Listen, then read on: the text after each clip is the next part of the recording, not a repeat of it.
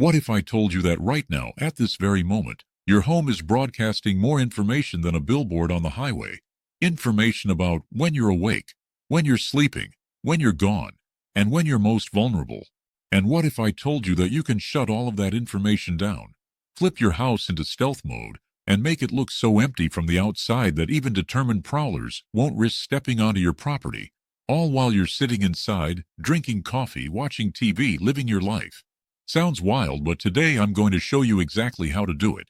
Welcome back, everyone. Make sure you hit that subscribe button if you like staying 10 steps ahead, while everyone else is still trying to figure out what's going on. Today's mission: turning your home into a ghost house. Not abandoned, not derelict, just invisible. We're talking about sound discipline, light control, movement deception, structure shaping, tactical silhouettes, timing illusions, and psychological misdirection that makes your home melt into the background of the neighborhood. If you've ever wanted to disappear without going anywhere, this is it. Now, before we dive in, you need to understand one thing. People are predictable. Criminals count on that. Every house, every yard, every driveway, every porch gives off patterns.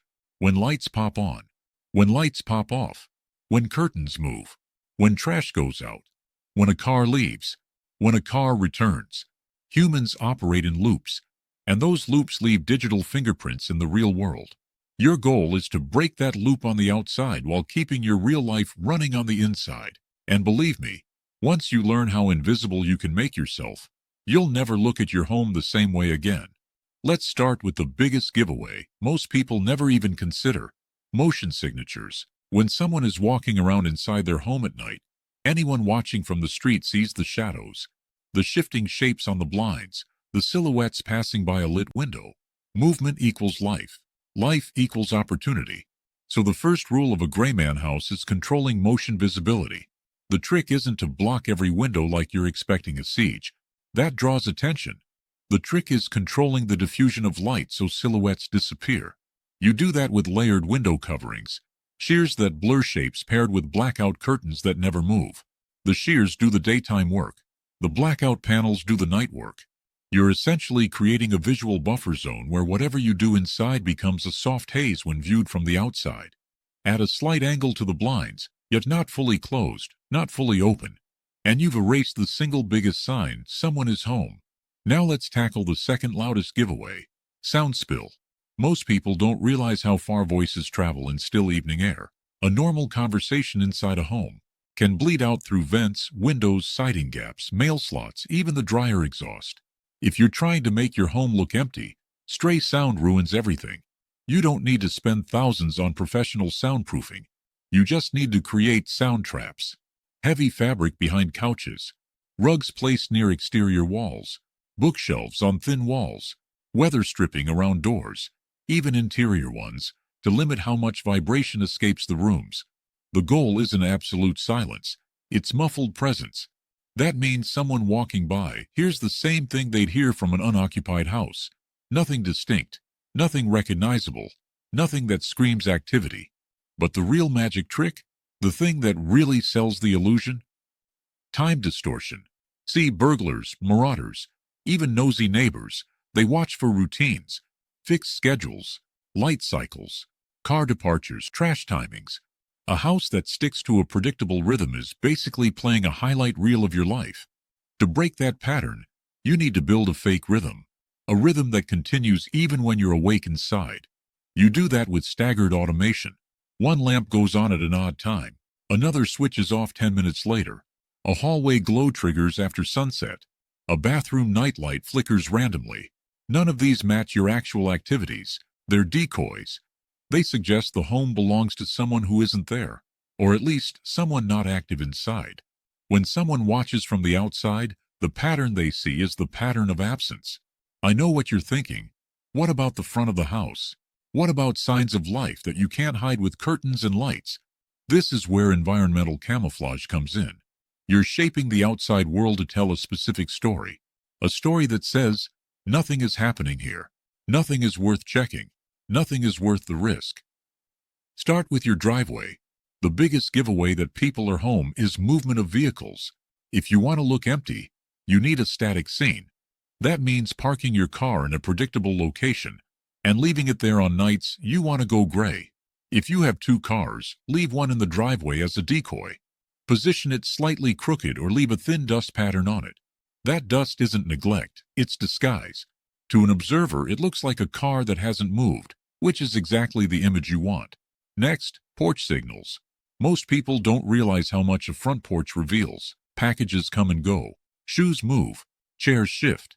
Plants die or thrive. For the gray man house, the porch should look the same every single day. Nothing new, nothing relocated, nothing to suggest recent activity. A pristine porch with items always in the same place creates an illusion of stasis. Not nobody lives here, but nothing has changed. That unchanging look is what sells the quiet emptiness. Now let's talk shadows, one of your most powerful tools. Shadows reveal more than light. When something moves inside a lit room, shadows ripple on the exterior walls, even through blinds, even through curtains. To eliminate these tells, redirect your interior lighting. Instead of overhead lights, use soft lamps placed low and behind furniture. That keeps shadows contained in the room. It also diffuses the glow through the curtains so it looks dim and far away, not active and close. To someone outside, it feels like the last light left on by someone who forgot to switch it off before leaving. Let's take it up another level. The next thing you want is what I call occupancy fog. Not obvious emptiness, not obvious activity, just ambiguity. You want your home to fall into that mental category of houses people don't think about. The type of house that disappears on a street. To create that, you need to eliminate standout features, anything that draws eyes, bright objects near windows, reflective surfaces, decorations that move, hanging items, wind chimes. Kill all of those. A gray man house is visually quiet. It blends. It doesn't attract, and it doesn't repel. It simply exists. But this is where it gets really fun. Because once your home stops broadcasting signals, you can actively manipulate the signals that remain. And this is the part criminals hate, because they don't like uncertainty. They rely on reading homes like patterns in a puzzle. If the puzzle has missing pieces, they skip it. For example, leave a single lamp on in a room that faces an area nobody can easily see from the street, like a side window partially obscured by a tree or fence. But place an object in front of that lamp so that the glow is uneven. That creates an impression of depth and emptiness simultaneously, like someone left the light on in a room they rarely use. It's subtle, but incredibly effective. We're just getting started. Let's address human echo, evidence of routine. Think about what your house exposes every time the sun goes down. A TV flicker, the refrigerator light, movement behind tinted glass, even the glow from a phone screen near a window. To eliminate these cues, you need activity zones. These are interior areas where you live normally, surrounded by exterior-facing buffer zones, rooms where nothing moves, nothing lights up, and nothing calls attention to itself. In essence, you create a life perimeter. Everything inside the perimeter is active and alive. Everything outside it looks dormant. This is how you maintain the illusion while living freely inside. The next layer is psychological misdirection. The goal is to suggest that if someone tried to approach your home, they'd face problems. Not confrontations, problems. You don't want to advertise that you're home. You want to advertise that your house is boring to approach. A simple example: gravel, not big stones. Fine gravel that crunches loudly when stepped on. Spread it beneath windows and along pathways, not as a security measure, though it is one, but as part of your landscaping. To you, it's aesthetic. To a prowler, it's noise risk. Noise risk equals bad odds. Another one: obstructions. Not barricades, not bars. Things that subtly complicate access. Planters placed in inconvenient spots. Bushes that create awkward approach angles. A decorative bench under a window that forces someone to lean over it to get close. These small annoyances create friction points. They're not barriers, they're discouragement. Criminals read discouragement like a stop sign. We also need to weaponize stillness. When a home looks consistently still from the outside, people assume nobody is inside. To maximize this, minimize visible micro-movement. No fluttering curtains from ceiling fans. No pets visible in windows. No swaying decorations. Even small movements can break the illusion instantly. Indoors, keep fans pointed upward. Bring pet beds deeper inside. Keep loose items away from window edges. The goal is zero movement in the line of sight.